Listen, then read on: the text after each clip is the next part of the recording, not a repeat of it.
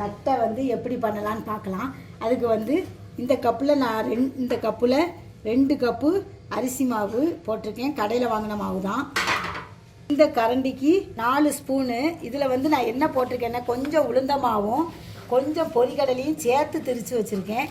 அது 4 கரண்டி போடுங்க. 1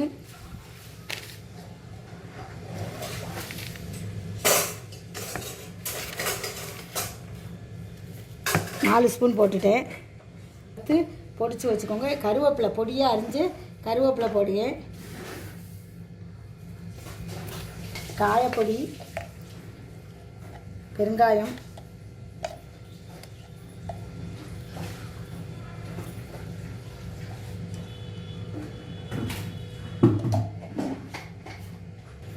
பட்டர் ஒரு 2 ஸ்பூன் போடுங்க.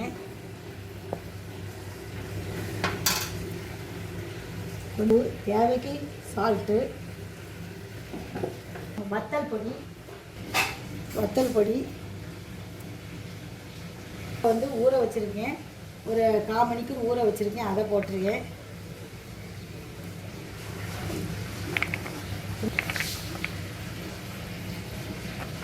நம்ம கலந்து விட்டுக்கலாம்.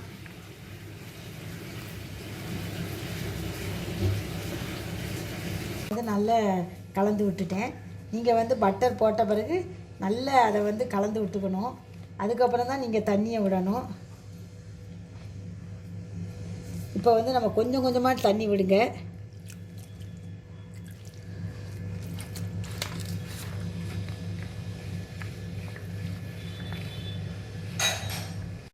இப்போ நான் மாவு ரெடி பண்ணியாச்சு. கையில் ஒட்டவே இல்லை பாருங்கள். இந்த பதத்தில் நம்ம மாவு விரிவிக்கணும். விரிவி வச்சாச்சு. இருக்கட்டும். நான் இப்போ எப்படி தட்டுதுன்னு காமிக்கிறேன்.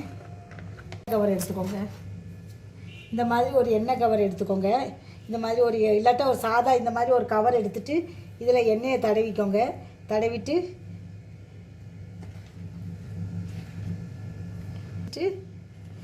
இதை இப்படி மேலே வச்சுட்டு இந்த மாதிரி ஏதாவது இந்த மாதிரி வட்டையை எடுத்துகிட்டு இதை வச்சு இப்படி தட்டுங்க.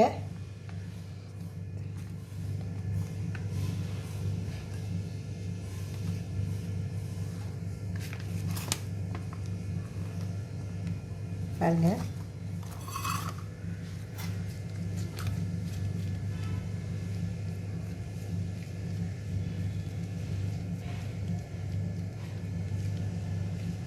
உங்களுக்கு எவ்வளோ லேசாக வேணுமோ அவ்வளோ தூரம் தட்டிக்கலாம். இப்படி இன்னொரு கவர்லையும் நான் இப்படி தட்டுறேன். இதை இப்படி மெல்ல இப்படி எடுத்திங்கன்னா வந்துடும்.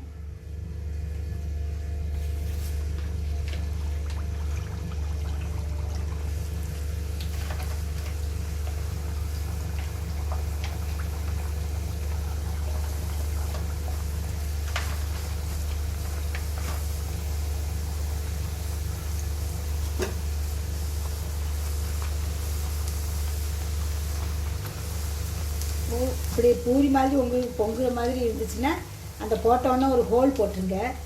அப்போ பொங்காது.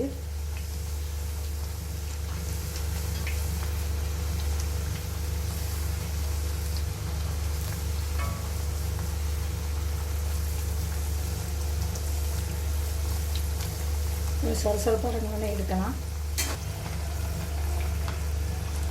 இது வந்து சொரசொரப்பு அடங்கினோன்னே இங்கே எடுத்துடலாம்.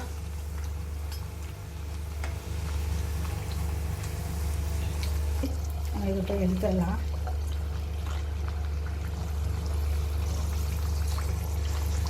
காரம் வந்து நான் குறைவாக தான் போட்டேன். உங்களுக்கு காரம் வேணும்னா நீங்கள் இன்னும் கொஞ்சம் கூட போட்டுக்கலாம்.